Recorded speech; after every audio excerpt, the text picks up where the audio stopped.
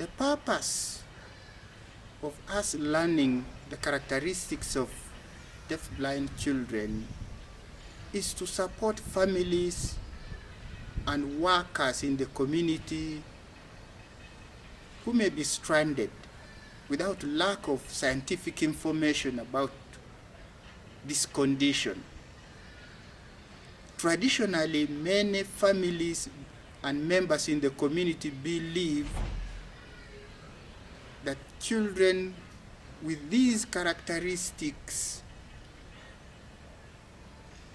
are associated with witchcraft or spirits. All this is because of lack of scientific information about the condition, but also understanding about the characteristics of these children. We can help families who do not have information about this by first giving them information about how these characteristics come, why they come, and two, helping them to learn to communicate and interact with these children and teach the children how to communicate their needs. When communication is proper between a caregiver and a child with deaf blindness, chances of that child developing these characteristics, these mannerisms, are low. So we need to support our families in the community to know that these are not a result of witchcraft, these are not a result of spirits, but they come because of lack of support in communication, in interaction given to children. Once we develop appropriate communication, these can be addressed. I am Victor Lochoro, your facilitator for course 1101, Overview of Deaf Blindness and Multisensory Impairment. We are now going to talk about characteristics of deaf blindness. What are characteristics in this context?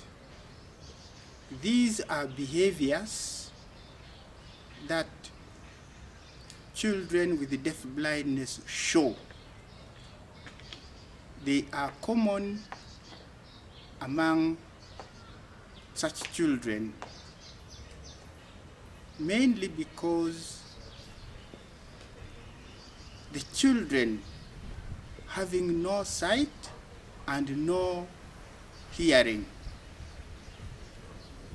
do not understand the world around them, and people around them, including family members who have not developed a modality of communicating with these children, also do not understand the children.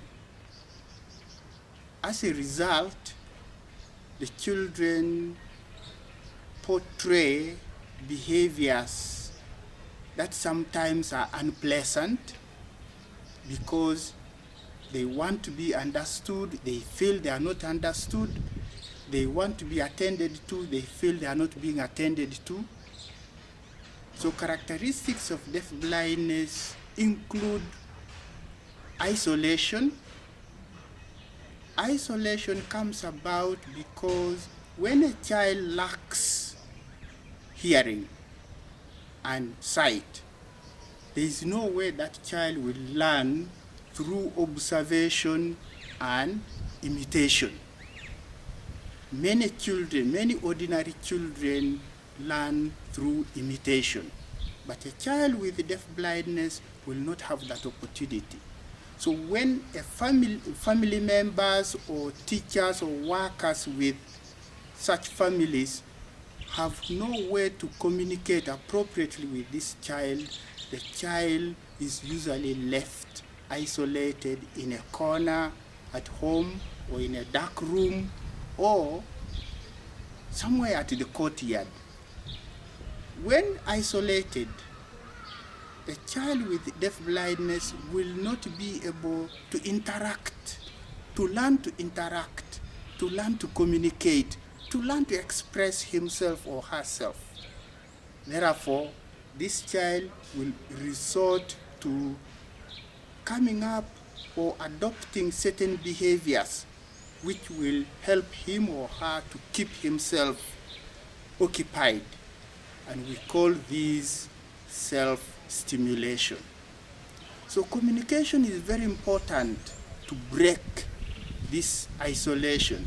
Interaction is very important to break this isolation. The child needs to be trained to interact tactilely using hands.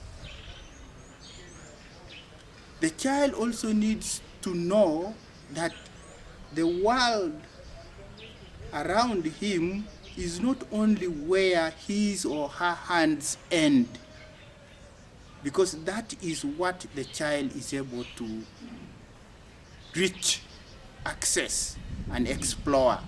Beyond what the hands can touch, the child doesn't know. And therefore, it's important that we develop communication modalities that help us, the family members, community workers, and teachers, to help the child learn to interact, communicate, and explore the world around him. So communication is essential in this context.